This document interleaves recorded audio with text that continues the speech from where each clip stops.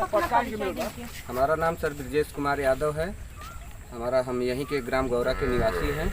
ग्राम गौरा में स्थित हमारा माने घर मकान यहीं अच्छा, है। क्या समस्या है गांव में, कितना विकास हुआ है, क्या क्या समस्या है, आप बताइए। सर गांव में तो कोई विकास नहीं हुआ है। सन 88 के बाद कोई विकास नहीं है। जो भी आया है सर लूटा है इस गांव को, और लूटने के बाद इसके अलावा कुछ नहीं है। जैसे मान लीजिए ग्राम समाज की ज़मीन है जो सरकारी ज़मीन है, जैसे उसमें कुछ गाटे संख्या हमको याद हैं, जैसे खरिहान है, पोखरा है, गढ़ही है, जो भी है यहाँ एंटी भू माफियाओं का एक बहुत बड़ा साम्राज्य बन चुका है इस गांव में, जो सरकारी ज़मीन को अवैध अनाधिकृत तरीके से कब्जा किए हुए हैं। और उस पर अगर कहीं से कोई आदेश भी आता है तो उन लोगों के खिलाफ वो नतमस्तक हो जाता है आदेश। उन लोगों का इतना बहुत बड़ा पहुंच है, जिसकी बात हम लोग उठाते हैं, कहीं जाते हैं जिला न्यायालय कहीं भी, तो मान लीजिए सुनवाई तो होती है वहाँ से, लेकिन जब वहाँ से गांव पर आते हैं तो उन लोग जो बीच के जो कर्मचारी हैं जैसे लेखपाल वगैरह हैं, इन लोगों को वो लोग खरीद लेते हैं सर। अच्छा, एक बात बताइए, योगी जी कह रहे हैं कि मैं भू माफियाओं को छोड़ूंगा नहीं, चाहे कोई भी हो। जी इस पे आपका क्या कहना है? सर योगी जी तो जो भी कर रहे हैं वहाँ से अपना सही दिशा निर्देश दे रहे हैं, लेकिन जितने कर्मचारी हैं वो सब लोग मान लीजिए यहाँ कोई कुछ नहीं करता है सर। कौन कौन सा नंबर है, कुछ कौन कौन सा नंबर है? अच्छा, ये बताइए, जो आप बता रहे हैं कि अतिक्रमण जो कब्जा किया गया है, क्या आप नंबर भी बता सकते हैं? जी सर, कुछ हमको नंबर याद है, जो नंबर हम बता सकते हैं, और उस बगल में जो ज़मीन है उसको भी हम सही बता देंगे सर। जैसे मान लीजिए गाटा संख्या 393 है जो खलिहान की ज़मीन है, और उसमें खतौनी करंट सर निकल रही है 393, और गाटा संख्या 391 दोनों खलिहान की ज़मीन है। 360 या 361 इसी तरह करके हमारे गांव में स्कूल की ज़मीन है, जिसको गांव के ही दबंग जो 30 साल से प्रधान और 5 साल से ब्लॉक प्रमुख लोग रख चुके हैं, और वो लोग कब्जा किए हुए हैं। और कुछ गांव की पट्टा की भी ज़मीन है, जिस तरह से उनको भी कब्जा किए हैं। माने जो भी सरकारी ज़मीन है सबको हमारे गांव के दबंग एंटी भू माफियाओं ने उसको गिरफ्त में करके रखा है।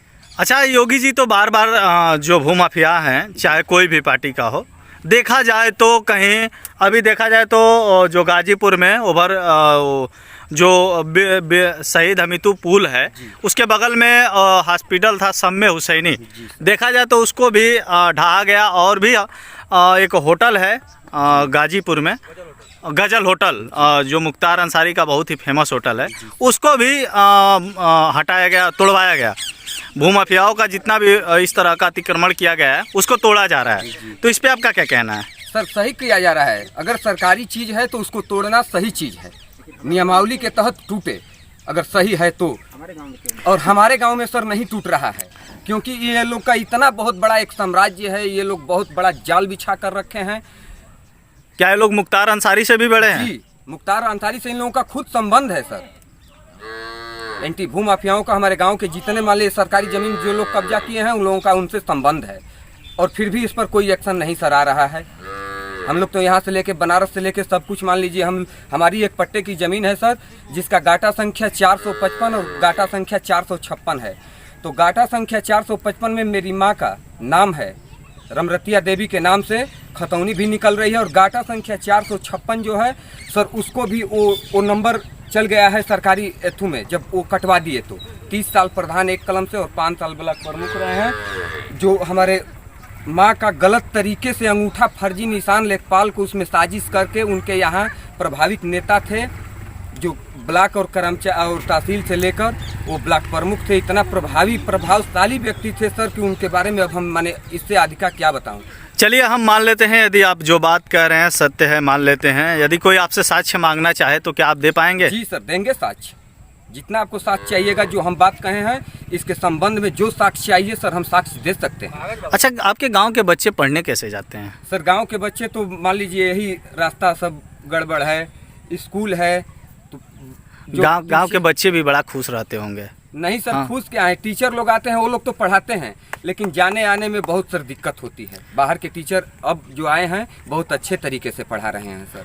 अच्छा, एक बात बताइए, आपके गांव में जो महिलाओं का जो मैला फेंकने वाला जगह होता है, क्या उसके लिए कहीं ज़मीन है? सर उसके लिए तो जमीन इस समय अंकित नहीं है, लेकिन जो सरकारी जमीन है उसको नियुक्त कर दिया जाए। अगर ऐसा है तो मान लीजिए उसके लिए भी जमीन होना चाहिए। उसके लिए भी होना चाहिए जी, तो सरकारी जमीन है तो जो सरकार का चीज़ है उसको सरकारी एथू में तब्दील कर दिया जाए। इसके लिए तो सबको चाहिए सर, गांव के हर व्यक्ति को उसमें हक बनता है। जो गांव की बेटियां हैं पढ़ने लिखने के लिए कहीं आसपास में अच्छा स्कूल हो, कॉलेज हो, दूर तो जाने में काफ़ी दिक्कतें होती होंगी। आसपास में कहीं स्कूल है कि नहीं पढ़ने के लिए? नहीं सर, अच्छा स्कूल नहीं है हमारे गांव की। मान लीजिए जैसे महिलाएं जब 10वीं क्लास पास करती हैं तो गाजीपुर जाती हैं पढ़ने के लिए, और बहुत सर दिक्कत होता है, आती जाती हैं। 8वीं तक। क्या आप लोग चाहेंगे स्कूल वगैरह कहीं आसपास में अच्छा स्कूल बने? सर बन जाए तो इससे अच्छा कुछ नहीं होता है। अगर बन जाए तो सबकी घर की बहू बेटियां या जो भी है बच्चे हैं उनका भविष्य जो अंधकार में फंस जाता है सर, उनका भविष्य उज्जवल होगा। इससे बड़ा कौन अच्छा काम होगा? अगर बन जाए तो सबसे अच्छा है सर। बनेगा कहाँ स्कूल की जमीन? बहुत बहुत धन्यवाद।